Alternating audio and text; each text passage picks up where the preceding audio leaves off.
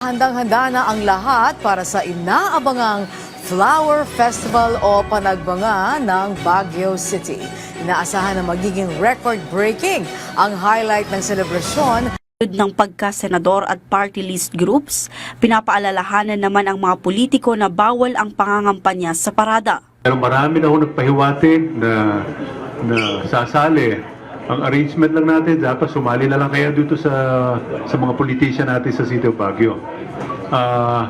This is not a political activity, no? Huwag niyong gagawin sana na political activity itong Panagbenga 2025. So yan ang pasabi namin sa kanila. On the other hand, we have a committee that goes around the city before, during, and after to take down their tarpaulins. We have provided and mobilized a group of marshals that will handle the taking down and removal of such greetings. Inaasahan ng Baguio City Police Office na aabot sa 100,000 mga turista at mga residente ang manonood kaya't mahigpit na seguridad ang kanilang ipatutupad. Higit 1,000 pulis ang ipapakalat sa sentro ng lungsod para sa magkasunod na aktibidad.